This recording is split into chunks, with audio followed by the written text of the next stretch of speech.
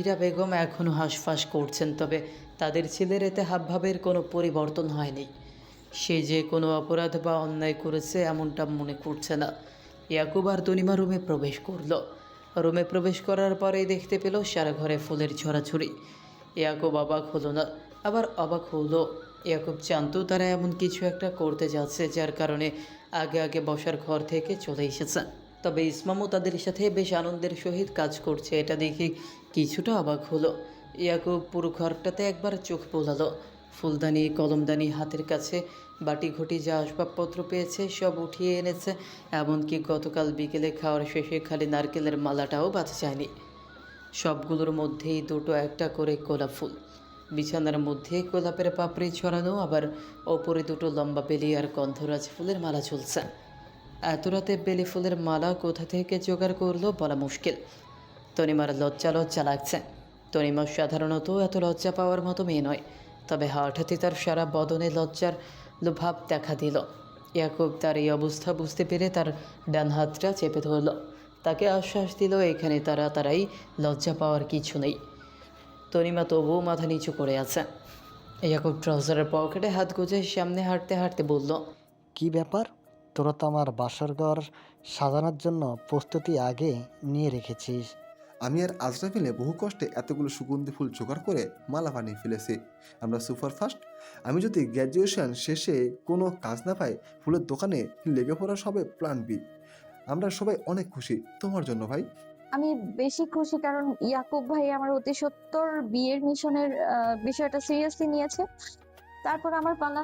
ইয়ে ইসমাম আর নাবিলা চেরার মাথায় একসাথে গাঁটটা মেরে বলল, তোর পালা মানে?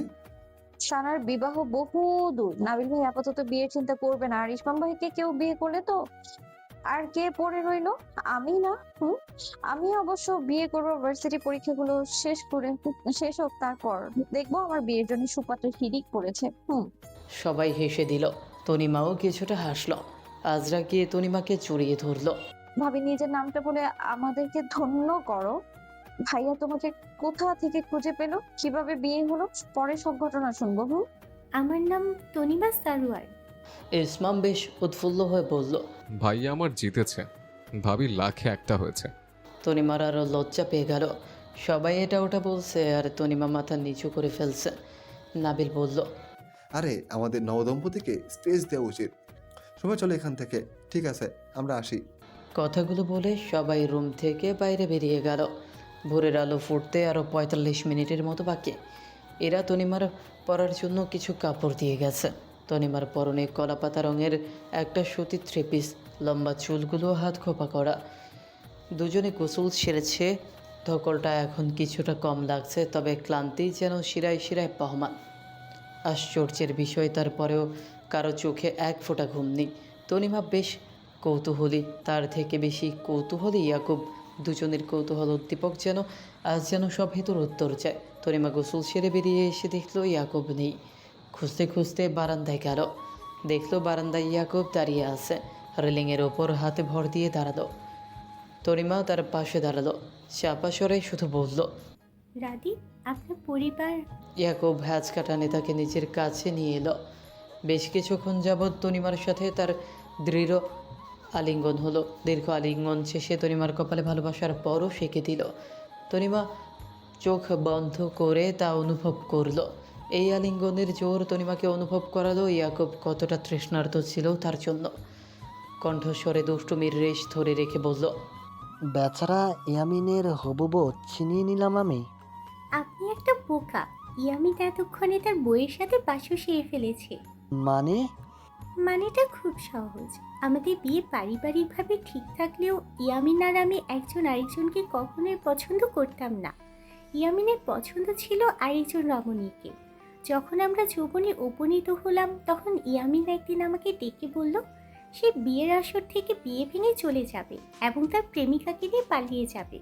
তবু সে আমাকে অসম্মানজনক পরিস্থিতিতে ফেলতে চায় না বিধায় সব দোষও নিজের ঘাড়ে নেবে।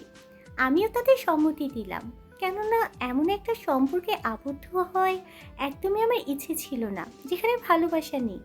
আমাদের বিয়ে হওয়ার কথা ছিল আরও বছর 2 পর, কিন্তু হঠাৎ ইয়ামিনের বাবা কিভাবে যেন তার প্রেমিকার কথা জেনে গেল আর বিয়ের জন্য হুলস্থুল বেঁধে গেল। তাই আমি আর কিছু করতে পারলাম না। তবে আমার বাবার ব্যাকআপ পাত্র রেডি ছিল, সে আমাকে অন্য জায়গায় বিয়ে দিয়ে দিতেন।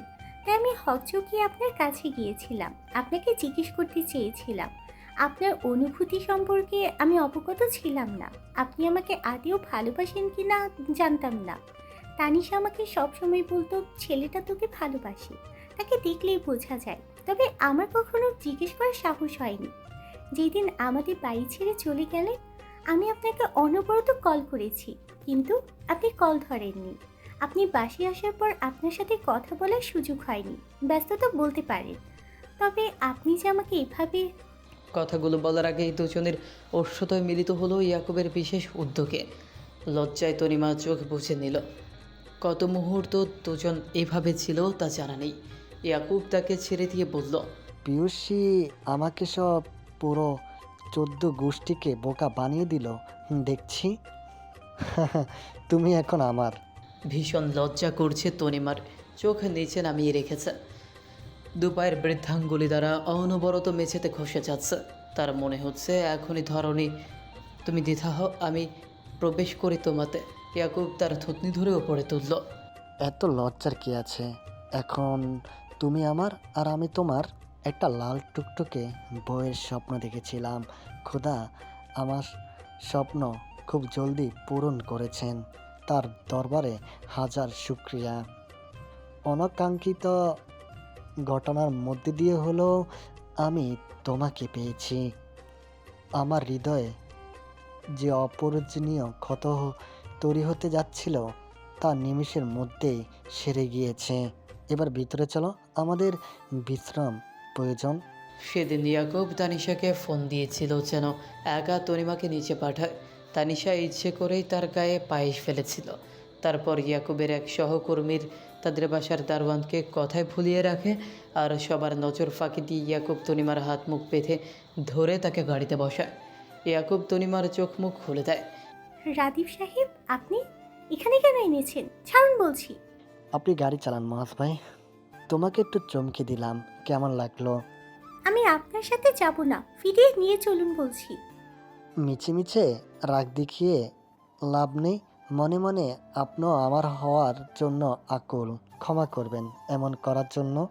আপনি না আমাকে ভালোবাসেন না?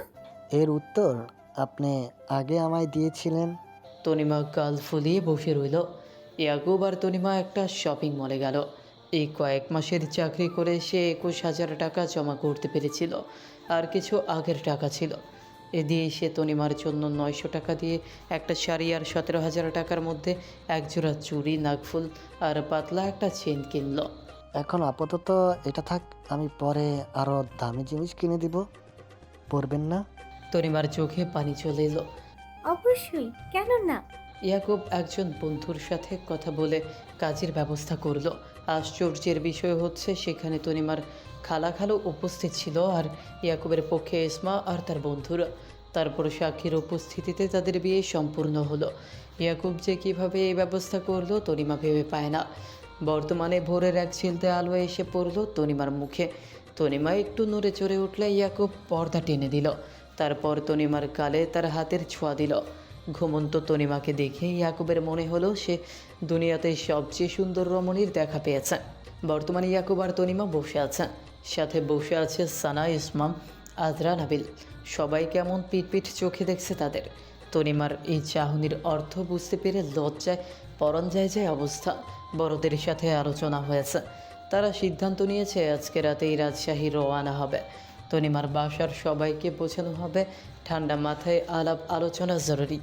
বিয়ে যেহেতু তাদের মতামতের ভিত্তিতে হয়েছে তাই যেন মেনে নেওয়া হয়। এতক্ষণ তারা বসে বসে ইয়াকুব আর তনিমার প্রেমের কাহিনী শুনল। আজরা বলল, তোমাদের প্রেমের নাম হলো তবে বমিময় প্রেম। ভাবি হলেন ঝগড়া বিলাসী আর ইয়াকুব ভাইয়া মদন বাবা। তবুও আমি ভাবির পক্ষে। নাবিল, সানা ওটাতে মত দিল। তোরা দেখি ভাবি পেয়ে আমাকে দূরে ঠেলে দিয়েছিস। ইসমু তুই? আমিও ভাবির পক্ষে। 5টা না 10টা না, একটা মাত্র ভাবি। হাসির বন্যা বয়ে গেল সবার মাঝে। তাদের এমন আনন্দ তনিমার মনের মধ্যে আশার সঞ্চার করলো। মঞ্জুর সাহেব কিছুটা নরম গলায় বললেন, আসলে ছেলে যে এভাবে পালিয়ে যাবে তা স্বপ্ন ভাবতে পারিনি। সে নাকি গায়ে হলুদের দিন সকালে বিয়ে করে নিয়েছে। এখন ছেলে মেয়েকে ক্ষমা করে দিন, ওরা সুখে থাকলেই তো আমাদের সুখ, তাই না? জি ভাইজান, আমার এই বিয়েতে কোনো আপত্তি নেই। মেয়ে আমার ইয়াকুবের সাথে বিয়ে সুখী হবে। তবে তবে আমার মেয়ে অনার্স ফাইনাল পরীক্ষা দিলে তারপর তাকে অনুষ্ঠান করে আপনাদের বাড়িতে পাঠাবো। আর কয়েক মাস বাকি। তার চিন্তা করতে হবে না ভাই, ছেলে ততদিন এখানেই আছে। তনিমার মা বসন্তী বেগম বললেন, আমার মেয়েটাকে দেখে রাখবেন বিয়ান সাহেবা। আমার অনেক আদরের ছিল দুজনেই। নাসিরকেও ও আমার খুব পছন্দ। আমার বিশ্বাস সে মেয়ের কোনো ক্ষতি হতে দেবে না। আহ আম্মু, নাসির না, ইয়াকুব। আপনি চিন্তা করবেন না, ও আমার মেয়ে হয়েই থাকবে। যেহেতু আমার ছেলের প্রিয়, তাই আমাদেরও প্রিয়। মেয়ে আমার ভয় পেয়ে এত বড় পদক্ষেপ নিত না যদি না আমি তার মতামতের মূল্যায়ন করতাম। ভাগ্যিস ইয়াকুব ছিল, না হলে মেয়ে আমার বিপদে পরিফুদ্ধ হতো। আমার ছেলে যথাসাধ্য চেষ্টা করবে তাকে সুখী রাখার। সকলে তাদের বিয়ে এত সহজে মেনে নেবে তা কখনোই ভাবতে পারেনি। বাকি সবাই দুপুরের দিকে চলে গেলেও তনিমা আর ইয়াকুব এখানেই আছে। তনিমা ইয়াকুব ঘরে প্রবেশ করলো, তেমন জিনিসপত্র নেই। তনিমা পুরো ঘরটা ঘুরে ঘুরে দেখছে। এটা তার পরিচিত ঘর, তবুও সব নতুন মনে হচ্ছে, কারণ এখানকার বাতাসে ইয়াকুবের সুবাস ভেসে বেড়ায়। ইয়াকুব তনিমার কাঁধে থুতনি রেখে বলল, চাকরিটা আমি ছেড়ে দিচ্ছি তনিমা, শুনছ? তোমাকে এখানে আর থাকতে হবে না। লজ্জা ভাবটা এবার তুমি ঝেড়ে ফেলতে পারো। চুম্বক কিন্তু একটা মাটিতে পড়বে না। নষ্ট পুরুষের নষ্টামি ভরা কান। হাই, সময় কোথায় পেলাম? তবে আজকে তো আমি আম্মুর কাছে যাব, ধরবেন কি করে? আগামী মাসে ঢাকা যাচ্ছি, আপনি নিস্তার নেই। ঝগড়া বিলাসী। আমি আপনাকে ভয় পাই না, খাম্বা সাহেব ওরফে মদন বাবা। আজরা ভার্সিটির ভর্তি পরীক্ষা দিয়ে মাত্র বাসে ফিরেছে। ক্লান্ত শরীর বিছানায় পড়তেই নিদ্রার রাজ্যে প্রবেশ। ঘুমের মধ্যে আজকে আজরা একটা অদ্ভুত স্বপ্ন দেখল। লজ্জায় নিজেই ঘুম থেকে উঠে গেল, নিজের দু গালে কষে দুটো চড় দিল, বুকে থুতু ছিটালো আর বাম পাশেও। ছি আজরা, এটা কি দেখলি তুই? ইসমাম ভাইকে জড়িয়ে ধরেছিস, নির্লজ্জ মেয়ে। এক সেকেন্ড, সেদিনও তো জড়িয়ে ধরেছিলি। হায় হায়, তুই আবেগে বসে ইসমাম ভাইকে জড়িয়ে ধরেছিস। এসব শয়তানের ধোকা। ছি, সে তোর ভাই হয়, ভাই। আজরা বাইরে এসে তার ছোট্ট চাচাকে দেখতে পেল। তার ছোট চাচা বড় সোফায় বসে চা খাচ্ছে। আজরাকে দেখে তিনি বললেন, আয় মা আয়। আরে বিয়ের মাত্র 1 সপ্তাহ বাকি, তুমি এখন এখানে কি করো? দা লেজি ম্যান, অলস ছেলে। এই তো আগামীকাল তোদের সাথেই আবার ফেরত যাব। আজকে আমরা সবাই শপিং করতে যাব। কিন্তু আমাদের শপিং তো শেষ। আরে এগুলো আমার পক্ষ থেকে সবাইকে টুকটাক কিনে দেব। তোমার তো দেখছি অনেক টাকা হয়েছে তাহসিন, তা আমাকে ভুলে যেও না। তাহসিন জামান হেসে ফেললেন। আজরা তার দাদার নকল করছিল। আচ্ছা, ইয়াকুবের বউ তো আসবে না, বিয়ের 3 দিন আগে যোগ দিবে। ওর জন্য কি কিনবো বুঝতে পারছি না। তনিমা ভাবি অনেক ভালো, যা দেবে খুশি হয়ে তাই নেবে। ইয়াকুবটাও আমার আগে বিয়ে করে ফেললো, সব পাকা। আর কিছুদিন দেরি করলে আমিও তোমার আগে বিয়ে করে নিতাম। ইস, তুই হলি আমাদের বংশের একমাত্র রাজকুমারী। কোন রাজপুত্র ছাড়া তোকে বিয়ে দেব না। এটা একবার বড় চাচার সামনে বলো তো চাচু। ওরে বাবারে, নিজের কান জেসে কে পচাতে চাইবে। সবাই কেনাকাটা করে এই রাতের বাসায় বসেছে। সবাই সবার শপিং ব্যাগগুলো খুলে খুলে দেখছে। আজরা সানার রুমের দিকে যাচ্ছিল, হঠাৎ পেছন থেকে ইসমাম তার হাত টেনে ধরলো। তারপর তার হাতে একটা ব্যাগ দিল। আমি সবার জন্য গিফট কিনেছি, তোমার জন্যও কিনেছি। আরে এটা তো একটা সোনালী রঙের ওড়না, কারুকার্যটাও বেশ সুন্দর, আমার অনেক ভালো লেগেছে। কিন্তু আপনি কেন আনতে গেলেন? তুমি বিয়ের দিন পরার জন্য যে লাল রঙের ড্রেসটা নিয়েছো সেটার সাথে কোনো ওড়না নেই, ইডিয়েট। এমন গাধা মেয়ে মানুষ শুধু দামি জামা দেখিয়ে ধেয়ে দিয়ে করে নাচে। ওড়না যে দোকানদার দিল না, তোমার মতো ছাগলটা কিভাবে দেখলো না? ছাগল না ইসমাম ভাই, ছাগি হবে। অসহ্য। কথাটা বলেই ইসমাম চলে গেল। আজরা জোর গলায় বলতে চাইলো ওড়না আছে, কিন্তু খুঁজতে গিয়ে দেখলো সত্যি নেই। এ লোকটা চশমা পরে এত বেশি দেখে কি করে? তারপরেও হাফ মেন্টাল, অটিস্টিক একটা। 15 দিনের ব্যবধানে আবার সবাই সিলেটে উপস্থিত। তার দাদার বাসায় ছোট থাকতে অনেক আশা হতো, বাড়িটা বাইরে থেকে দেখতে কিছুটা পুরনো ধাঁচের হলেও ভেতরে ভীষণ সুন্দর। এখানে রুমগুলো অনেক বড় বড়, শহরের বাড়িগুলোর মতো ছোট ছোট ঘর না। আজরার দাদা অনেক শখ করে এই বাড়িটা বানিয়েছিল। বাড়িটা দুতলা, প্রায় প্রত্যেকটা রুমের সাথে এমনকি রান্নাঘরের সামনেও খোলা বারান্দা। খোলা বারান্দায় আর লম্বা করিডোরের জন্য আজরার এই অদ্ভুত বাসাটা এত পছন্দ। বাসার পেছনের দিকে একটা পুকুর আছে, তবে সময়ের বিবর্তনে পুকুরটা এখন কাদা পুকুর হয়ে গিয়েছে। আজরা পুকুরটাকে ভালো করে দেখল। কাদার পুকুরে ইসমামকে ধাক্কা দেওয়ার বাসনা অদম্য হলো না। ইসমামের সাথে তার সম্পর্কের অনেকটা উন্নতি হয়েছে, তবে তাকে দেখলেই আজরার দুষ্টু মন কেন যেন মাথা চারা দিয়ে ওঠে। মন শুধু বলে তাকে ধাক্কা মেরে ফেলে দে। কখনো মন বলে তাকে যাওয়া আসার পথে ধাক্কা দিত, কখনো বলে ইসমাম পড়াতে বসলে তার পরিপাটি করা চুলগুলো এলোমেলো করে দে, কখনো বলে তার গায়ের ওপর পানি ফেলে দে, তো কখনো মনে হয় তাকে ল্যাং মেরে ফেলে দে। কিন্তু এসব করতে গেলে কোথাও যেন একটা বিপত্তি বাঁধে। ইসমামের কোচকানো ভ্রু দেখে আজরার মায়া লাগে। মাঝে মাঝে মনে চায় খুব যত্ন করে ওড়নার কোনাটা দিয়ে তার মুখের ঘাম মুছে দিতে, আবার মন চায় তার সাথে ঘন্টার পর ঘন্টা কথা বলতে, যেখানে ইসমাম হবে একজন শ্রোতা, অধীর আগ্রহে বসে থাকা একজন শ্রোতা, যার প্রতি মুহূর্তে মনে হবে পর মুহূর্তে তার মুখ নিঃসৃত শব্দগুলো কেমন হবে। কিন্তু বাস্তবে ফিরে এলেই আজরার এইসব ভাবনা অহেতুক মনে হয়। না না, পুকুরে ফেলবো না, অন্য কিছু প্ল্যান করব। এখন যদি পুকুরে ফেলি তাহলে তাহলে এমনও তো হতে পারে সে আগে থেকেই যেহেতু জানে আমাকেও পুকুরে ফেলে দিল, তাই সাবধানে থাকতে হবে, অন্য কিছু একটা ভাবতে হবে। বিয়ের আর 6 দিন বাকি। আজরা ওপর থেকে নেমে এলো। বাড়ির সবাই মিলে কোথায় কিভাবে লাইটিং, ডেকোরেশন, পর্দা লাগানো হবে সেই নিয়ে আলোচনা করছে। বিয়ে একটা বিশাল যন্ত্রণা, এগুলো দেখে আজরারও তাই মনে হলো। আজরা তার মাকে বলল, আম্মু, ঘরে বসে বসে বিরক্ত লাগছে, আমি তাই একটু বাইরে হাঁটতে যাব চিন্তা করছি। দাঁড়া, একা একা যাবি না, নাবিলকে সাথে নিয়ে যাও। আজরা বিশাল একটা দীর্ঘশ্বাস ফেলে চলে গেল। তার মা যে কেন তাকে সবসময় চোখে চোখে রাখে তার কারণ সে বুঝতে পারে না। আজরা গেটের বাইরে নাবিলকে খুঁজল, না পেয়ে একা হাঁটা দিল। এইখানকার সব রাস্তাঘাট চেনা, কোনো সমস্যা নেই, মোটামুটি খোলামেলা জায়গা। আজরার দাদা বাড়ি সিলেটের তামাবিলে। সবুজ পাহাড় আর টিলাই ঘেরা সিলেট জেলার প্রকৃতির চোখ ধাঁধানো সৌন্দর্য সবার মন কাড়ে। সিলেটের সৌন্দর্যে বিমোহিত কবিগুরু রবীন্দ্রনাথ ঠাকুর তো সিলেটকে সুন্দরীর শ্রীভূমি বলে আখ্যা দিয়েছিলেন তার সময়ে। সিলেটের জৈন্তাপুর উপজেলায় অবস্থিত বাংলাদেশ ভারত সীমান্তবর্তী প্রাকৃতিক সৌন্দর্যমণ্ডিত একটি স্থান তামাবিল। সিলেট জাফলং রোড ধরে এগিয়ে যেতে থাকলে জাফলংয়ের 5 কিলোমিটার পূর্বে তামাবিলের শুরু। সিলেট জেলা থেকে তামাবিলের দূরত্ব প্রায় 55 কিলোমিটার। তামাবিল মূলত বাংলাদেশের সিলেট এবং ভারতের শিলংয়ের মধ্যকার সীমান্ত সড়কের একটি চৌকি। তামাবিল থেকে ভারতের মেঘালয় রাজ্যের পাহাড়, ঝর্ণা সহ বিভিন্ন দর্শনীয় স্থান দেখা যায়।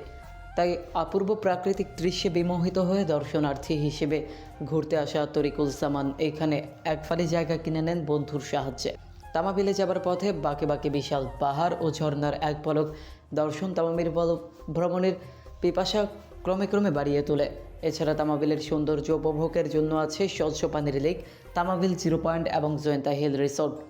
এখানে মূলত খাসিয়া সম্প্রদায়ের মানুষই বেশি বসবাস করে, তবে আজরার দাদার বাড়ির আশেপাশে বেশ কিছু বাঙালি পরিবারও আছে। আজরা হাঁটছে, কিছু দূর যেতেই কৌশিকের সাথে দেখা হলো। সাবাদের বাড়ি আজরাদের বাড়ি থেকে বেশি দূরে না। কৌশিকের পরনে একটা লুঙ্গি আর টি শার্ট। এই সুবাসিনী, কেমন আছো? ভালো আছি কৌশিক চাচু, আপনি কেমন আছেন? কৌশিক আজরার মুখে চাচু ডাকটা শুনে প্রতিবারই আহত হয়, চোখ মুখ কুঁচকে ফেলল। তার সাথে সাবার কোনো বোন সুরাইও ছিল। কেমন আছেন সুরাইয়া আন্টি? এই তো ভালো আছি, তুমি কেমন আছো? আজরার মাথায় ঘুমটা দেওয়া ছিল, হঠাৎ মাথা থেকে বেশি ঘুমটাটা পড়ে গিয়েছে। কৌশিক বিষয় নিয়ে বলল, তোমার চুলগুলো তো অনেক সুন্দর। আজরা তাড়াতাড়ি ঘুমটা মাথায় দিয়ে দিল। হঠাৎ পেছন থেকে ডাক এলো, কি ব্যাপার আজরুস, একা একা বাইরে কেন বেরিয়েছিস? তোকে না নাবিলকে সাথে নিয়ে আসতে বলা হয়েছিল? বোরকা ছাড়া কেন বেরিয়েছিস বাইরে? একটা থাপ্পড় দিলে চোখে তারাবাতি দেখবি। চল এখান থেকে। ইসমাম ভাই, আরে আমি তো। আপনাদের সাথে পরে দেখা হবে, আমাদের একটু জরুরি কাজ আছে। কথাগুলো বলেই ইসমাম আজরাকে হাত ধরে এক প্রকার টেনে হিঁচড়ে নিয়ে যেতে শুরু করলো। আজরার কেন যেন খুব খারাপ লাগলো, কান্না কান্না ভাব হলো মনের মধ্যে। আবার তুই করে বলল, আজকাল তুই তুকারি শুনতে একদম ভালো লাগে না ইসমামের মুখে। এ কি, আমাকে কই নিয়ে যাচ্ছেন? আমরা বাসায় যাব না? বাসায় যাবে না, সোজা হাঁটো। এখন কেন আবার তুমি বলছেন? ইসমাম কোনো কথা বলল না। কথা বলুন। একটু আগে তো তুই তোকারি করে খারাপ ব্যবহার করেছিলেন, এখন আবার কোথায় নিয়ে যাচ্ছেন? ইসমাম আজরাকে নিয়ে একটা বিলের সামনে দাঁড়া করালো। বিলের জায়গায় জায়গায় পদ্ম ফুল ফুটে আছে, গোলাপি সবুজে বিলটা ছেয়ে আছে, মৃদু বাতাস বইছে। তারা বাহ্যিকতায় বেশ শান্ত হলেও অভ্যন্তরীণ তাণ্ডব যে সবটা তোলপাড় করছে। ইসমাম আজরার খসে পড়া ঘুমটা তুলে দিল আবার। আমাকে আপনি সেখান থেকে কেন টেনে নিয়ে এসেছিলেন? মানুষের সামনে একটা ভদ্রতা বলতে জিনিস তো আছে। ইসমামের মেজাজের পারদ উচ্চ হয়ে গেল। এত সুন্দর একটা জায়গায় ঘুরতে নিয়ে এসেছে, অথচ এখনও অভদ্র আর অসভ্য লোকের কথা বলছে। আজরা বাড়ির রাস্তা চেনে, তাই সে সেই দিকে হাঁটা ধরলে ইসমাম তার হাত চেপে ধরে। বড্ড ইচ্ছে না তোর এই লোকের সাথে কথা বলার? এখান থেকে এক পা সামনে বাড়িয়েছিস তো সোজা পাহাড়ের চূড়া নিয়ে ধাক্কা দেব। এই, তোকে এত স্বাধীনতা কে দিল? কে দিল বল? বাড়ি থেকে কেন না বলে বেরিয়েছিলে? আশেপাশে মানুষ সম্পর্কে কোনো ধারণা আছে তোর? আজরা শুধু হতভম্ব হয়ে ইসমামের পানে দৃষ্টি ফেলল। ইসমাম এমন রুক্ষ ব্যবহার কি করে করলো? আজরার যে তার জন্য আজকাল সুন্দর ভাবনার উদয় হয়। কখনো স্বপ্নে গোলাপের সুবাস ভরা রাস্তায় তাকে নিয়ে হাঁটে, তো কখনো দিবা স্বপ্নে তার গুছিয়ে রাখা চুল এলোমেলো করে দেয়। আজরার কোনো অনুভূতি হলো না কেন? তার জায়গায় অন্য কেউ হলে কি একটু নেকা কান্নার ভান করে নাক টানতো না? কিন্তু আজরার কেন যেন আজকে রাগান্বিত অনুভব হলো না। অনুভূতিটা রাগ আর কান্নার মাঝামাঝি, একে হয়তো বলে চাপা কষ্ট। আজরা চুপ থাকার সিদ্ধান্ত নিল। ইসমামের সাথে মিলেমিশে চাওয়া আজরা যেন আবার ঘুমিয়ে গেল হৃদয়ের মণিকোঠায়। আজরুস, শুনছ? আজরা ইসমামের দিকে না তাকিয়ে নিচে তাকিয়ে বলল, বলুন ইসমাম ভাই, শুনছি। ইসমাম আজরাকে টেনে বিলের পাড়ে থাকা একটা পাথরের ওপর বসালো, নিজেও তার পাশে বসল। রাগ করেছ?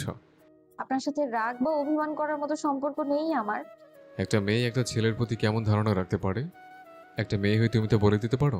কিঞ্চিত চেষ্টা করতে পারি। ঠিক তেমনই একটা ছেলে হয়ে আরেকটা ছেলের অভিসন্ধি আমি অনায়াসে বলে দিতে পারি। কৌশিক লোকটা ভালো না। ঠিক কেমন ভালো না? তা জানি না, তবে মন বলে ভালো না। শুধু আপনার মন বললো বলেই আপনি আমাকে চোর বলেন না। আফটান ভাইকে আমার প্রেমিক বানিয়ে দেন, আমি পরীক্ষায় ভালো রেজাল্ট করব তার আশা দেখান। আবার কৌশিকের চাচার চরিত্র বিচারের মতো বড় কাজও মনের চোখ দিয়ে করে ফেলেন। বাহ, আপনার মন বললো বলেই একজনের চরিত্র খারাপ হয়ে গেল? তুমি যেমনটা ভাবছো সে তেমনটা না। আমি শুধু তোমাকে তার থেকে দূরে থাকতে বলছি। বাহ, আপনি তার সাথে আমার চরিত্রও বিচার করে ফেললেন, আমাকে আবারও গায়ে পড়া মেয়ে বানিয়ে দিলেন। এই লোকের চরিত্র দিয়ে আমার কি আসে যায় ইসমাম ভাই? তুমি বুঝতে পারছো না, তার দৃষ্টি খারাপ। তুমি কেন গায়ে ঘেঁষে হতে যাবে? বাসায় চলুন, আমার ভালো লাগছে না। সেদিন আজরা ইসমামের সাথে বাড়িতে প্রবেশ করার সময় আজরার চোখে পানি দেখতে পেলেন নিসা বেগম। তার মনে জিজ্ঞাসা এলো, কেন তার হাসি খুশি মেয়েটা ইসমামের আশেপাশেই কাঁদে? ইসমামের প্রকৃত অভিসন্ধি কে? আজরা মুখে মুখে না বললেও সেদিনের পর থেকে পাহাড় সমান অভিমান জমেছে ইসমামের প্রতি। ইসমাম কয়েকবার হালকা পাতলা কথা বলার চেষ্টা করলেও আজরা কথা বলেনি। অত্যন্ত শান্তভাবে পুরো দমে এড়িয়ে গিয়েছে ইসমামকে। দেখতে দেখতে তাহসিনের গায়ে হলুদের দিন চলে এলো। সকাল থেকে গায়ে হলুদের প্রস্তুতি চলছে। সারা বাড়ি খুব সুন্দর করে সাজানো হয়েছে। আজকে হয়তো তাহসিনের মা বাবা বেঁচে থাকলে অনেক বেশি খুশি হতেন, তবে আনন্দ কোনো দিক দিয়ে কম নয়। তনিমা আর ইয়াকুবও এসেছে। তনিমা নতুন বউয়ের মতোই শাড়ি পরে এদিক ওদিক ছোটাছুটি করছে, যেন তার ব্যস্ততার অভাব নেই।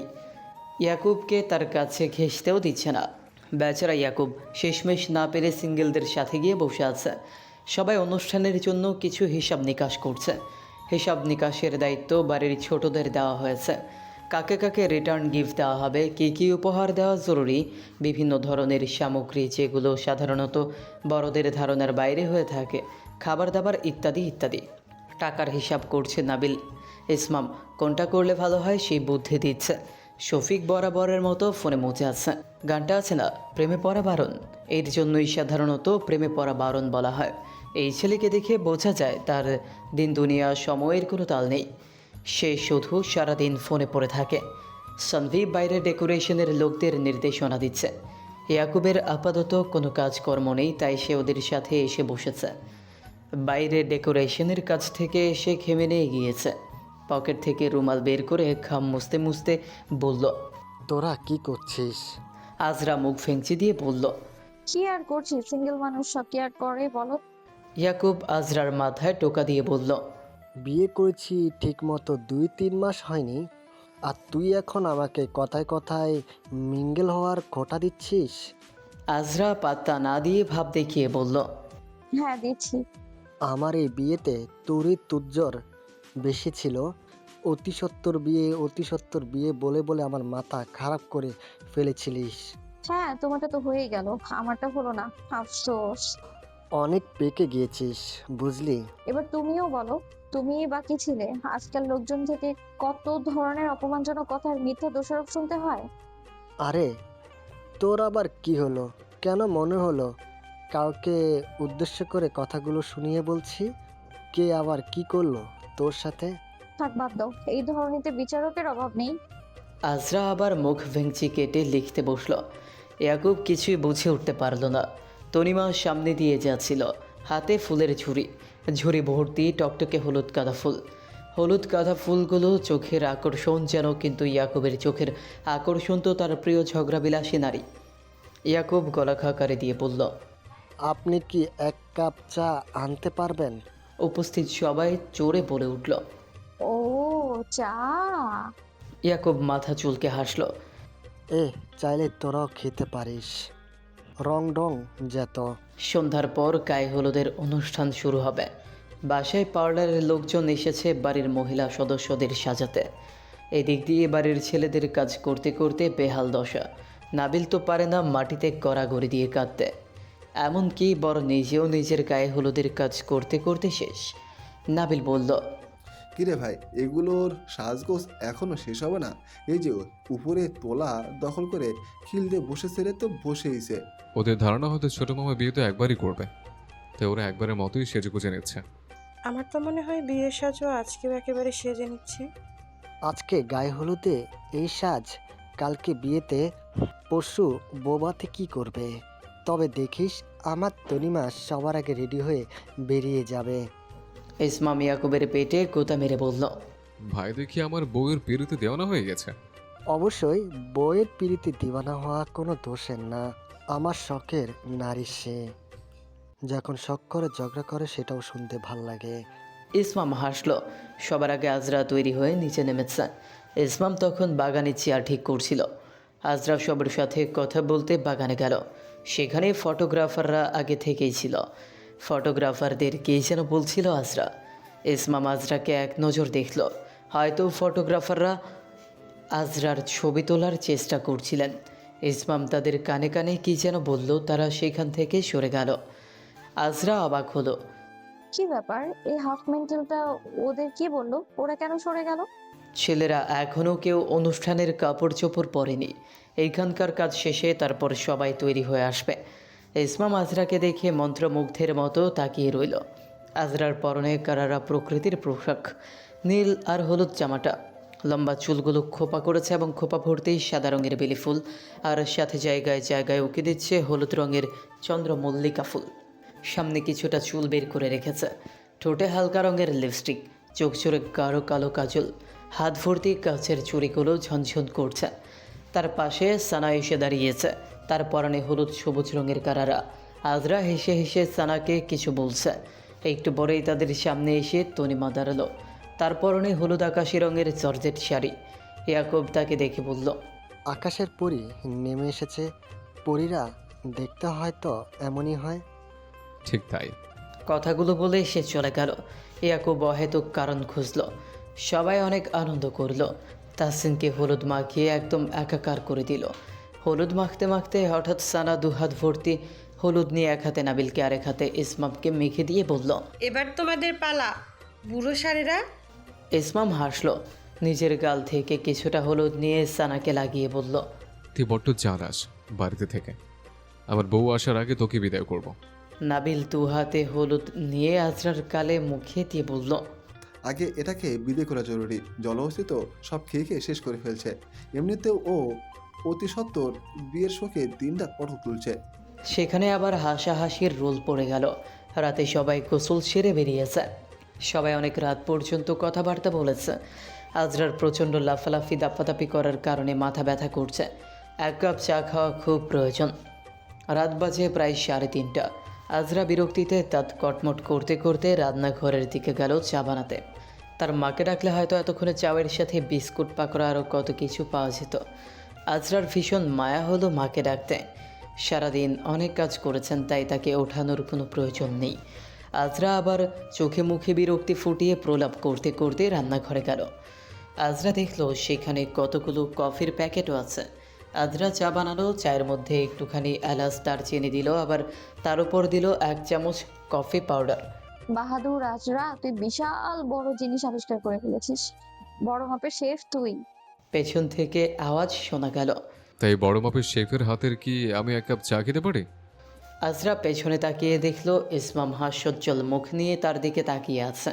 আজকে আজরা খেয়াল করলো ইসমাম রান্নাঘরে থাকা সবচেয়ে উঁচু ক্যাবিনেটের সমান, যেটাতে আজরার হাত টুল দিয়ে ওঠার পরেও পৌঁছয় না। আজরা কিছু বলল না। 1 কাপ চা ঢেলে ইসমামের হাতে ধরিয়ে দিল। আজরা হেঁটে চলে যেতে চাইলে ইসমাম বলল, কারোর সাথে কথা না বলে চায়ের আড্ডা জমে না। যে চা বানিয়ে দিয়েছে সে আমার সাথে চা খেলে কেমন হয়? দুজনে একসাথে চা খাওয়ার পর না হয় ঘুমোতে গেলাম। আসলে আমার খুব বিরক্ত লাগছিল। তাতে আমার কি আপনার বিরক্ত লাগছে? আমার তো ভালো লাগছে, কারণ আমি বিরক্ত, আপনি বিরক্ত, তাই আমি আপনার সাথে কোনো কথাই বলতে চাই না। আজরা হেঁটে চলে যেতে নিলে ইসমাম পেছন থেকে বলল, আমার রাগের কারণ একদিন তুমি ঠিকই বুঝতে পারবে, তখন আর রাগ করবে না। আজরা চা নিয়ে বেরিয়েছে। তার পিছু পিছু ইসমাম। তাদেরকে একসাথে বেরোতে নিসা বেগম দেখলেন। আবার অপর পাশ থেকে ছাদের সিঁড়ি দিয়ে নামতে থাকা তাকদির সাহেবও দেখলেন। তাকদির সাহেব কৌতূহলী চোখে তাকিয়ে রইলেন। পরের দিন সকালবেলা বরযাত্রী যাওয়ার প্রস্তুতি হচ্ছে। তাহসিন জামানের গায়ে হোয়াইট রঙের শেরওয়ানি, মাথায় মেরুন পাগড়ি। তাকে খুব খুশি খুশি দেখাচ্ছে, যেন অনেকদিন পর আনন্দের সন্ধান পেয়েছেন। ভাগিনা ভাতিজারা মিলে চাচার সাথে দুষ্টুমি করছে। এরা বেগম বরযাত্রী বের হওয়ার আগে তার ভাইয়ের ওপর দোয়া দুরুদ পরে ফু দিয়ে দিলেন। আজকে সবার পরনে শাড়ি, শুধু আজরা সানাবাদে। আজরার পরনে গাঢ় লাল রঙের মখমলের 3 পিস, যার পারে গোল্ডেন সুতা দ্বারা কাজ করা এবং নানা জায়গা স্টোনের কাজ করাও আছে। আজ ইসমামের দেওয়া গোল্ডেন রঙের ওড়নাটা পরেছে বলে সে স্বস্তি পেল। ইসমামের পরনে নীলচে এবং গোল্ডেন রঙের পাঞ্জাবি। আজরার ওড়নার সাথে কারুকাজটা অনেকটা মিলেছে। হঠাৎ করে নাবিল বলে উঠল, কি ব্যাপার ইসমাম, তোর পাঞ্জাবিটার সাথে জলহস্তির ওড়নাটা ম্যাচ করে গিয়েছে? ও কি ভুলে তোর ওড়নাটা পড়েছে? এখন তো আমাকে না তাদেরকে ভাই বোন লাগছে। একদম চুপ করো, বাজে কথা বলবে না। আমি কেন ওর ভাই হতে যাব? কথাগুলো বলেই ইসমাম হেঁটে তার মামার গাড়ির দিকে চলে গেল। এরা ছেলের এমন আজব আচরণে অবাক হলেন। তার ছেলে তো কখনো এমন তুচ্ছ বিষয়ে প্রতিক্রিয়া করে না। সিদ্ধান্ত নেওয়া হয়েছে বরের গাড়িতে সাথে করে সব ছোটরা যাবে। সাবাদের বাড়িতে এখান থেকে যেতে গাড়িতে করে প্রায় 5-7 মিনিট লাগে। তাই বেশি দূর না হওয়ার জন্য একটু দেরি করে রওনা দিল। যাওয়ার পথে আজরা গলা ছেড়ে সনমরে গান গাইল। উপস্থিত সবার কানে যেন বাজ পড়ল। আজরুস, তুমি কি দুদণ্ড চুপ করবে?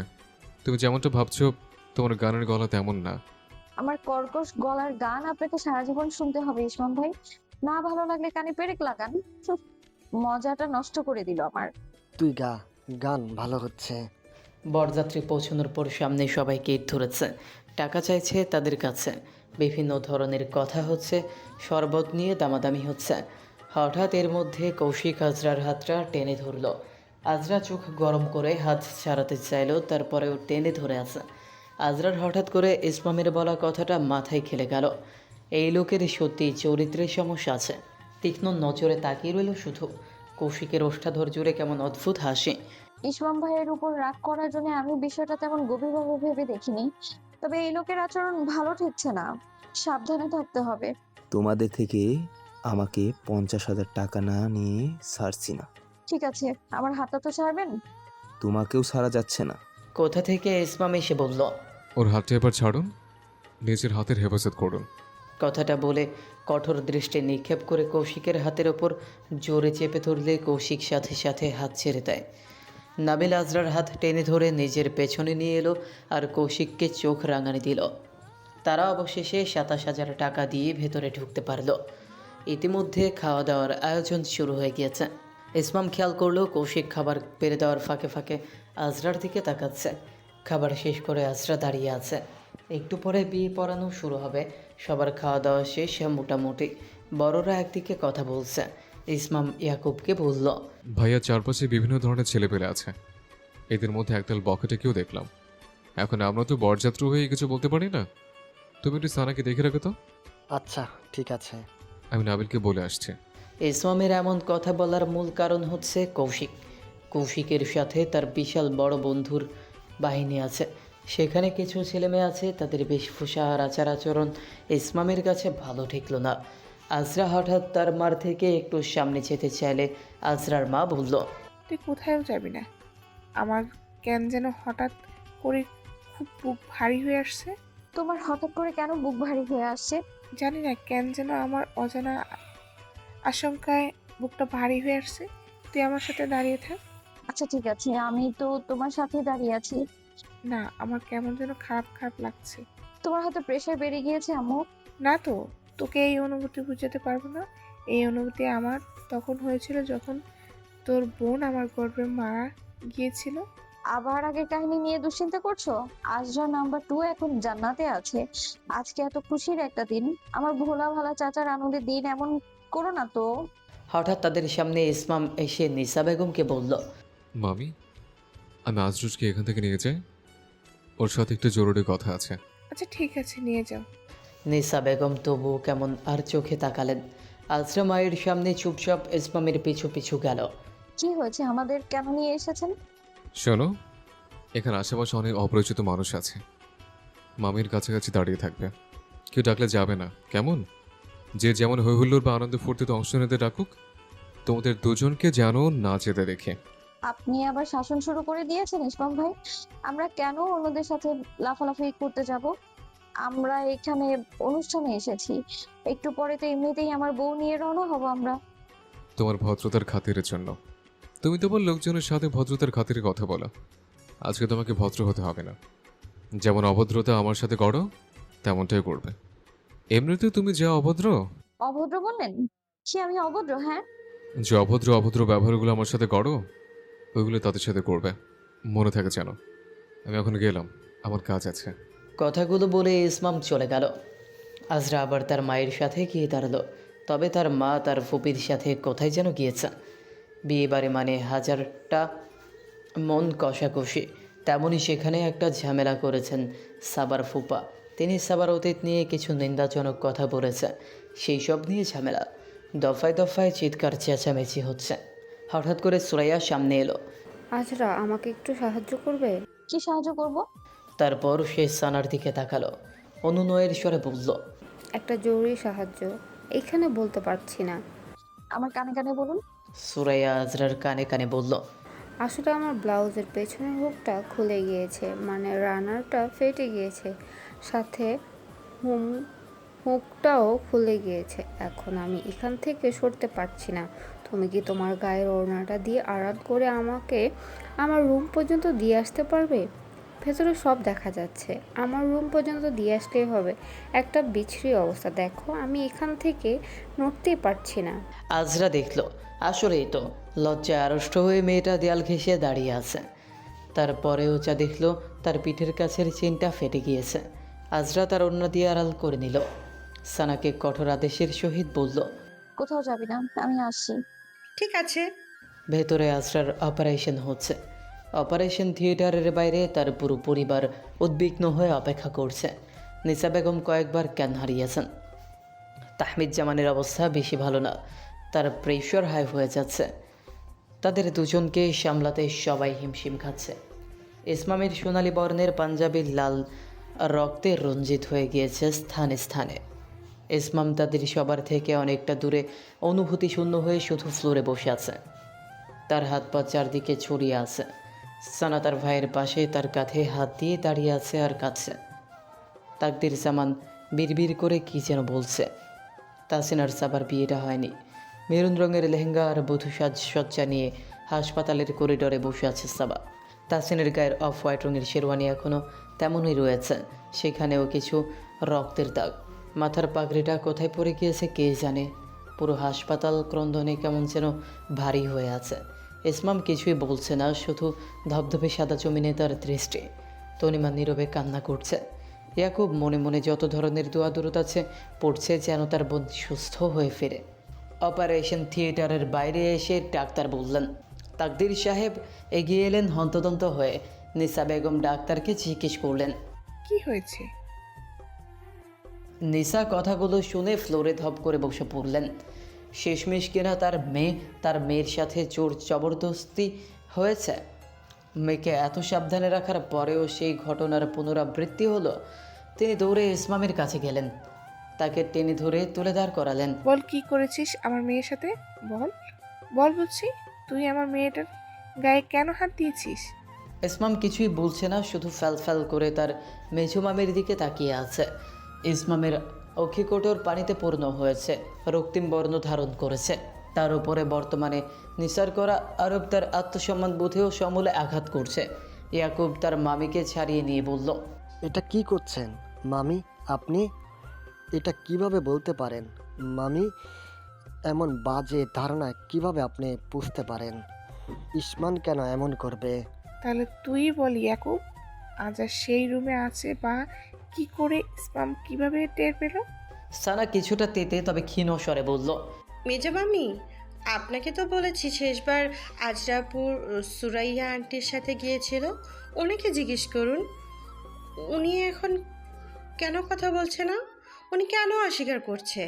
কে কি করছে না করছে সেটা আজরার মুখ থেকে শোনা যাবে। এখন আর কোনো কথা বাড়াতে চাই না। যে পর্যন্ত আমার মেয়ে সুস্থ হয়েছে সেই পর্যন্ত এই বিষয়ে কোনো কথা না। আমার মেয়ের গুরুত্ব সর্বাধিক। আজরাকে সিলেট থেকে ঢাকায় ট্রান্সফার করা হয়েছে। 15 দিন পার হয়ে গিয়েছে। আজরার ভর্তি পরীক্ষার ফলাফলও প্রকাশিত হয়েছে। ইসমাম যে ভার্সিটিতে পড়ে সে সেখানে চান্স পেয়েছে। সে ঘটনার এতদিন পার হওয়ার পর আজরা শারীরিক দিক থেকে এখন কিছুটা সুস্থ, তবে মানসিক অবস্থার বিপর্যয় হয়েছে। আঘাত পুরোপুরি সারেনি, তেমন নাড়াচাড়া করতে পারে না। আজরা কোনো কথা বলে না, শুধু নিজের মতো একদিকে তাকিয়ে থাকে। ইতিমধ্যেই আশেপাশে দুর্নাম রটনা হয়ে গিয়েছে। বিষয়টা সিলেটে ঘটলেও তা কীভাবে ঢাকা পর্যন্ত প্রবাহিত হয়ে এলো তা কেউ বুঝতে পারছে না। সবাই তাকে চরিত্রহীন নষ্টমের উপাধি দিচ্ছে। কেউ কেউ বলছে তার সাথে জোর জবরদস্তি হয়েছে, আবার কেউ বলছে সে স্বেচ্ছায় নিজেকে ইসমামের নিকট বিলিয়ে দিয়েছে এবং ধরা পড়ার পর তারা উভয় নাটক করেছে। আবার কেউ বলছে সে তার গোপন প্রেমিকের সাথে কার্যসিদ্ধি করতে এমন একটা দিন বেছে নিয়েছিল, তবে সেটা সফল হয়নি বলে নাটক করেছে। প্রেমিক তাকে ছেড়ে গিয়েছে, এমন নানা কথা। এমনকি তার বিয়ে হবে না, তাদেরকে এক ঘরে করা হবে, এমন অনেক কথা বলা হচ্ছে। তবে এর মধ্যে কিছু প্রতিবেশী আছে যারা মানবিক আচরণ করেছে, যারা বিষয়টিকে গুরুত্ব সহকারে নিয়েছে, সাহায্যের হাত বাড়িয়ে দিয়েছে। সেই ঘটনার পর থেকে নিসা বেগম বেশ অসুস্থ হয়ে গিয়েছেন। এক কথায় বলতে গেলে তিনি শয্যাশায়ী। তিনি আজরাকে এত চোখে রাখতেন, তার মূল কারণ হচ্ছে তিনি যখন গর্ভবতী ছিলেন তখন তার যমজ সন্তান হওয়ার কথা ছিল। তখন তারা সিলেটে অর্থাৎ গ্রামে থাকতো। তার যমজ সন্তানের বয়স যখন 3.5 মাস, তখন একদিন নিসা বেগম রাতের দিকে একা কলপারে যান। হঠাৎ করে কলপারে পিছলে পড়েন, যার কারণে যমজ হওয়া সত্ত্বেও আজরার আরেক বোন গর্ভেই মারা যায়। আজরাকেও জন্মের পর অনেক দুর্বলতা সহ্য করতে হয়েছে। অনেক কষ্ট করে আজরাকে তিনি সুস্থ করে বড় করে তুলেছেন। খোদা তার এক সন্তানকে নিয়ে গেছে, আরেকজনকে দিয়ে গেছে, এই ভেবে সেই থেকে নিসা বেগম আজরাকে চোখে রাখেন। এরপর আবার 8ম শ্রেণীতে থাকাকালীন আরেক দুর্ঘটনা। তিনি এই ঘটনার জন্য মূলত নিজেকে দায়ী মনে করছেন, কারণ তিনি আজরাকে দেখে রাখেননি। বেশ ভেঙে পড়েছেন তিনি। ইরা আজরাকে ওষুধ খাইয়ে দিচ্ছে। বর্তমানে সে কোনো শক্ত জাতীয় খাবার খেলেই ব্যথা অনুভব করছে, যার কারণে তাকে তরল খাবার দেওয়া হয়। হঠাৎ বাইরে চিৎকার চেঁচামেচি শোনা গেল। আজরা হঠাৎ পরিচিত দুটো কণ্ঠ শুনতে পেল। তার মুখভঙ্গি শক্ত হলো। আজকে প্রায় 15 দিন পর আজরা প্রথম কথা বলল। তার ফুপিকে বলল, আমাকে কি একটু বাইরে নিয়ে যেতে পারবে? মা তুই কথা বলেছিস? আমাকে একটু নিয়ে যাও না। এরা তাকে ধরে ধরে হুইল চেয়ারে করে খুব কষ্টে নিয়ে গেল। আজরা উঠে দাঁড়ালো পেট চেপে ধরে। উঠে দাঁড়ালে ইরা বেগম পেছন থেকে ধরে আছে। হলরুমে ভীষণ চিৎকার চেঁচামেচি হচ্ছে। আজরা হলরুমে গিয়ে দেখলো সেখানে সাবাদের বাড়ির সবাই আছে। মূলত ইসমামের সাথে কোনো একটা বিষয় নিয়ে তর্ক হচ্ছে তাকদির জামানের। ইয়াকুবও সমান্তালে তর্ক করে যাচ্ছে। নাবিল বারবার তেড়ে যাচ্ছে আর তাহমিদ সাহেব তাকে আটকে রাখার চেষ্টা করছেন। তাদের এক প্রতিবেশী সেখানে উপস্থিত ছিল। তিনি বললেন, নাবিল সেই লোকের কলার ধরে তাতে দাঁত চেপে বলল, আপনাদের মেয়ে অমন কাণ্ড করতো বলেই গলায় দড়ি দিত। আমার বোন এমন কিছুই করেনি, মুখ সামলায়, আর একটা শব্দও না। আজরা চোখে মুখে কঠোরতা এনে বলল, কি কাণ্ড ঘটিয়েছে যে আপনাদের সামনে আসতে পারবো না? আজরা কিছুটা জোরে চিৎকার করে বলল, আমি এমন কিছুই করিনি, আর আমি আপনাদের কাউকে জবাবদিহি করবও না। আমি কি করেছি না করেছি কিচ্ছু বলবো না। আমার চরিত্রে কোনো কলঙ্ক লাগেনি। বেরিয়ে যান আমার বাসা থেকে। সাহস কি করে হয় আমার বাসায় এসে আমাকে এতগুলো নোংরা কথা বলার? বেরিয়ে যান এক্ষুনি। আজরা প্রচণ্ড পরিমাণে রেগে গিয়েছে। সে উত্তেজিত হয়েছে বলে তার পেটে কিছুটা টান অনুভব করলো। ব্যথায় সে সেই জায়গাটা চেপে ধরল। তাকদির সাহেব বললেন, কলঙ্ক লাগাওনি তুমি? কে বিয়ে করবে এখন তোমাকে? লজ্জা নেই তোমার? কৌশিক হঠাৎ উঠে দাঁড়িয়ে বলে, আমি করব। যদিও আমাদের সম্পর্কটা মিলে না, তবুও সাবা আপু তার মতো থাকবে আর আমরা আমাদের মতো। আমি আজরাকে বিয়ে করতে চাই। তাকদির সাহেবের চোখে মুখে আনন্দের দ্যুতি দেখা গেল, যেন এমন কর্মে তার সম্মতি আছে। ইসমাম তীক্ষ্ণ দৃষ্টিতে সেখানে তাকিয়ে থাকে। তারপর সুরাইয়া বলল, হ্যাঁ, তাই করা উচিত। ঘরোয়াভাবে ওদের বিয়েটা করিয়ে দেওয়া উচিত, যেহেতু আমার ভাই বিয়ে করতে চাইছে।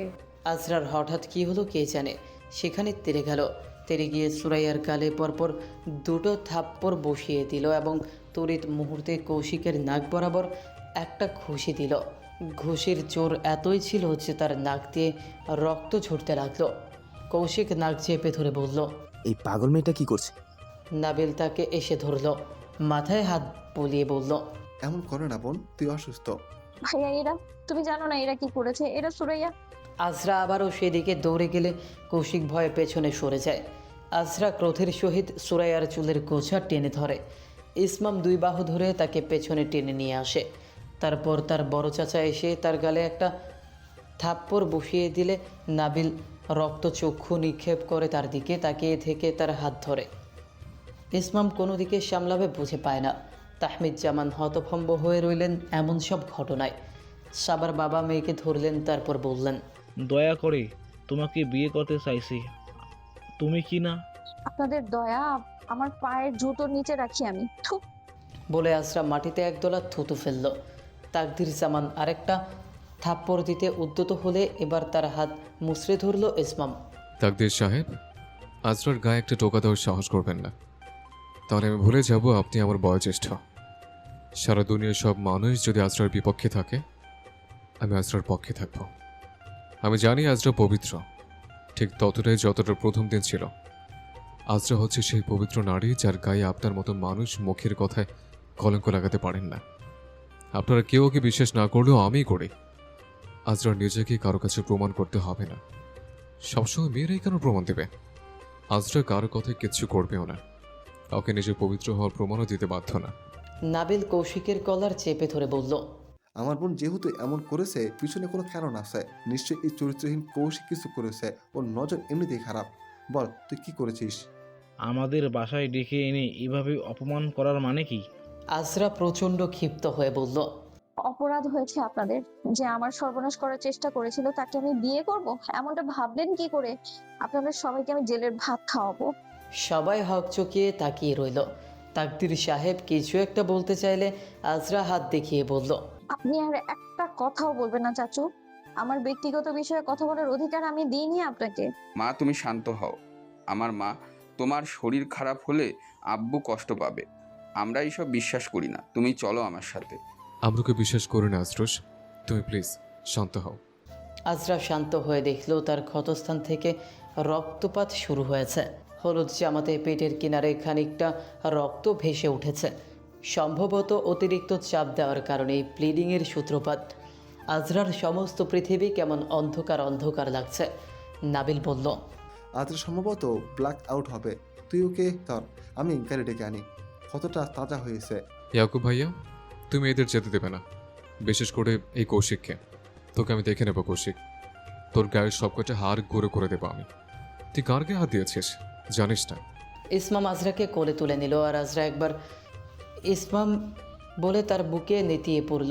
ইসমামের প্রচণ্ড পরিমাণ ভয় হচ্ছে। এই ভয় আজরাকে হারিয়ে ফেলার ভয়। শফিক বলল, আমি আসার পূর্বে কি ওরা গায়ে হাত দেবে না, ওর ব্যবস্থা আমি করব। ওর সাথে আবার আমার ব্যক্তিগত হিসাব নিকাশ আছে। রাত প্রায় 12:30 বাজে। ইসমাম হাসপাতালের বারান্দায় দাঁড়িয়ে আছে। সামান্য চাঁদের আলো এসে তার শুভ্র মুখশ্রীকে আরও ঝলমলে করে তুলছে। তবে এই ঝলমলে ভাবটার উৎস বিষণ্ণতা। বিষণ্ণতাগুলো চাঁদের আলোয় ঝলমলে হয়ে উঠেছে যেন আজকে চাঁদ তার আলো ফেলেছে ইসমামের বিষণ্ণতাকে সবার সামনে তুলে ধরতে। আজকে তাকে বোঝাতে চাইছে অনেক তো লুকিয়ে রাখো সব, তবে কিছু অনুভূতি চাইলেও লুকিয়ে রাখা যায় না। ইসমাম সবসময় শান্ত প্রকৃতির ছেলে। তার দুঃখ আনন্দ রাগ সব ভেতরে ভেতরে। যেমন তার আনন্দগুলো ভেতরে চাপা পড়ে হয়ে যায় অহংকার, দুঃখগুলো হয় ঈর্ষা আর রাগগুলো হয় ক্ষোভ। তবে বিষণ্ণতা নিজেই স্বয়ং সম্পূর্ণ। অনেকে দুঃখ আর বিষণ্ণতাকে এক করে ফেলে, তবে দুঃখ আর বিষণ্ণতা এক না।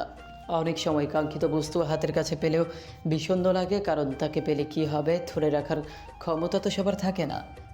এই চিন্তা মানুষকে বিষণ্ণ করে তোলে। ইসমাম পেছন না ফিরেই উত্তর দিল, বলো ভাইয়া। ইয়াকুব না দেখেও স্পষ্ট বুঝতে পারলো ইসমামের কণ্ঠ ভারী। সে কি কাঁদছে? ছেলেরা কি এত সহজে কান্না করে? তাও ইসমামের মতো ছেলে। তুই আজরার জন্য কাঁদছিস তাই না? তোমার কি মনে হয় তুই কোনোভাবে আজরাকে ভালোবাসিস? ইয়াকুবের কথা বলা শেষ হতে পাহতে ইসমাম এক প্রকার ইয়াকুবের কথা কেড়ে নিয়ে বলল, কেন সবার মতো তুমিও মনে করো ওর গায়ে কলঙ্ক লেগেছে? ভালোবাসা নামক অনুভূতিটা কি আদৌ শরীরে কলঙ্ক দিয়ে বিচার করা যায়? আমি তেমনটা বোঝাতে চাইনি। আমিও ভালোবেসেছি। তোর ভাবি অন্য কারো স্ত্রী হতে যাচ্ছে যেন নিজেকে আটকে রাখতে পারিনি। যে নিজেকে পবিত্র রাখতে চেয়েছিল তাকে কি কে কলঙ্কিত করতে পারে? একজন পুরুষ নারীর শরীরে তার অনিচ্ছা সত্যের ছোঁয়া দিয়েছে, এদিকে সেই নারী কলঙ্কিত হয়? দেখে নিও, আমি সবার এই ধারণা ভেঙে দেব। আজরা কলঙ্কিত না, আজরা পবিত্র, ঠিক ততটাই যতটা প্রথম দেখা ছিল। আমি তার হৃদয় জয় করব। ও এখন অনেক খারাপ সময় পার করছে। ওর এখন অনেক যত্ন ভালোবাসা প্রয়োজন। আজরার জ্ঞান ফেরার পর অনেকগুলো কৌতূহলী দৃষ্টি তার দিকে তাকিয়ে আছে। সবাই জানতে চায় ঘটনা কি হয়েছিল। আজরা সবাইকে আকুতির স্বরে বলল, আমাকে বাসায় নিয়ে চলুন প্লিজ। আজরাকে বাসায় নিয়ে আসা হয়েছে। আজরা তার রুমে আধশোয়া হাওয়া, তাকে ঘিরে তার সব আত্মীয়রা, তবে তাকদির জামান নেই। এরা আজরার মাথায় হাত বুলিয়ে দিচ্ছেন। আপনারা শুনতে চান তো আমার কাছ থেকে আমার সাথে কি হয়েছে? বলছি। আজরা ইসমামের কানে কানে কি যেন বলল। ইসমাম সম্মতি জানালো। সেদিনের ঘটনা, সেদিন সুরাইয়াকে তার রুম পর্যন্ত দিয়ে আসার পর সুরাইয়া আজরাকে একটু দাঁড়াতে বলে। আজরা সেখানে দাঁড়ালে হঠাৎ করেই পেছন থেকে কৌশিক এসে দরজা বন্ধ করে দিল। আজরা পেছনে তাকিয়ে কৌশিককে দেখে হকচকিয়ে গেল। দরজার দিকে যাওয়ার চেষ্টা করে বলল, আরে আপনি দরজা কেন বন্ধ করছেন? শোন আজরা, তোমাকে আমার মনে ধরছে। আমি চাই তোমাকে বিয়ে করতে। মাতালের মতো কথাবার্তা বলছেন। আপনি সম্ভবত অতিরিক্ত নেশা করে ফেলেছেন। আপনি আর আমি সম্ভব না। আর আমি আপনাকে বিয়ে কেনই বা করবো? আপনাকে আমি পছন্দই করি না। আমার তো মনে হয় আপনি একজন চরিত্রহীন পুরুষ। এখন যা করছেন তা মোটেই কোনো ভালো পুরুষের আচরণ হয় না এটা। আমি কিছুটা চরিত্রহীন বটে, এর আগে অবশ্য ডজনখানেক প্রেম করেছি। আই সোয়ের, আমাদের প্রেম শুধু ঠুট অবধি ছিল, এর বেশি না। তবে তোমাকে দেখার পর মনে হলো তোমার সাথে প্রেমটা ঠুট অবধি চলবে না, তাই তোমাকে বিয়ে করা দরকার। তাহলে প্রেমটা সারা দেহে। ঠিক, আমার চোখের সামনে থেকে দূর হন, অসভ্য লম্পট। আমি সবাইকে বলে দেবো আপনার কথা। এখন যদি তুমি রুম থেকে আমার কথা না শুনে বের হও, তাহলে তোমার চরিত্রে এমন কলঙ্ক লাগাবো যে তুমি আমাকে বিয়ে করতে বাধ্য হবে। আমি মোটেও তোকে বিয়ে করতে বাধ্য না। তুই আমার কিছুই করতে পারবি না। কথাগুলো বলে আজরা দরজার কাছ গিয়ে সেখান থেকে বেরিয়ে যেতে চাইল। সারা বাড়ি খালি ছিল, কারণ সবাই অনুষ্ঠানে ব্যস্ত ছিল। আজরা দরজা খুলে বের হতে চাইলে কৌশিক তাকে পেছন থেকে টেনে ধরে। এক টানে তার ওড়নাটা খুলে ফেলে। ওড়নাতে সেফটি পিন লাগানোর দরুন কাঁধের দিকে টান লেগে সেখানেও ছিঁড়ে যায়। ওড়নাটা সেখানেই পড়ে রয়। তারপর তাকে টেনে হিসড়ে ভেতরের রুমে নিয়ে যায়। আজরা এত বলিষ্ঠদেহী পুরুষের শক্তির সাথে পেরে উঠছে না। আজরা দুহাত দিয়ে নিজেকে ঢাকার চেষ্টা করছে। কৌশিকের লোলুপ দৃষ্টি তার গায়ে। খবরদার, আমার সাথে কিছু করার চেষ্টা করবি না একদম, তোর সাথে খুব খারাপ হয়ে যাবে বলে দিলাম। এক্ষুনি যেতে দে বলছি আমায়। তোমাকে আমি এত সহজে যেতে দিচ্ছি না। তবে যাই হোক, আজ তোমার গায়ে কলঙ্ক লাগবে, তারপর শেষমেশ তুমি আমাকে বিয়ে করতে বাধ্য হবে। আমার সারা গায়েও যদি কলঙ্ক লেগে যায় তাতে কিচ্ছু যায় আসে না। তোকে আমি বিয়ে তো দূরেই থাক, তোর চেহারাটাও দেখবো না, এবং তোকে আমি পুলিশে দেবো। আমার সম্মানহানির অভিযোগে আমি তোকে পুলিশে দেবো, দেখিস তুই। কথাগুলো বলে আজরা নিজেকে ছাড়ানোর অনেক ব্যর্থ চেষ্টা করলো, কিন্তু একটা পুরুষের সাথে সে কোনো মতেই পেরে উঠতে পারছিল না। ধস্তাধস্তিতে এক পর্যায়ে আজরার কাছে তার একটা হাই হিল পেল। সেটা নিয়ে খুব জোরে কৌশিকের মাথায় আঘাত করলো। আজরা ছুটে পালালো, তবে বেশি দূর যেতে পারেনি। দরজার কাছে আসতেই কৌশিক তার পা টেনে ধরলো। আজরাকে আবার রুমের ভেতর নিয়ে যাওয়ার চেষ্টা করলো। তারপর তার হাতের কাছে একটা ফুলদানি নিয়ে কৌশিকের হাতে খুব জোরে আঘাত করে বেরিয়ে যেতে চাইল আজরা। হঠাৎ ইসমামের গলা শোনা গেল। আজরুস, আজরুস কোথায় তুমি? আজরা ইসমামের কণ্ঠস্বর শুনতে পেল। ইসমাম ভাই বলে ডাক দিল। কয়েকবার মৃদু শব্দে ইসমাম ভাই বলল, তবে শব্দ প্রাচীর ভেদ করতে পারল না। সে রুম থেকে বেরিয়ে আসার আগেই কৌশিক তার বা হাতে ভেঙে যাওয়া ফুলদানির একটা টুকরো তুলে নিল। সেই ভাঙার টুকরোটা তুলে নিয়ে মুহূর্তের মধ্যেই আজরার পেটের বাম দিকে খানিকটা প্রবেশ করিয়ে দিল। বাম হাতে হওয়ার কারণে তেমন বেশি একটা ক্ষত করতে পারেনি। আজরার প্রচণ্ড যন্ত্রণা হলো, সাথে সাথে সেখান থেকে রক্তপাত শুরু হলো। আজরা শুধু একটা জোরে চিৎকার করলো।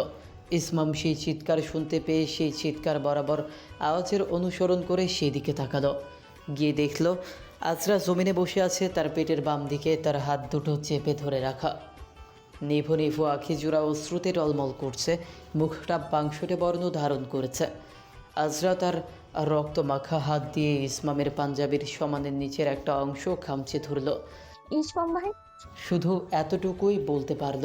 তার নিভু নিভু চাহনি ইসমামের ভেতরে হাহাকার সৃষ্টি করলো। সারা শরীর কাঁপছে তার। আজরা ভাঙা পুলিতে বলল, ইসমাম ভাই ওইদিকে। শুধু আজরা হাতের ইশারায় অপর দিকে দেখিয়ে দিল।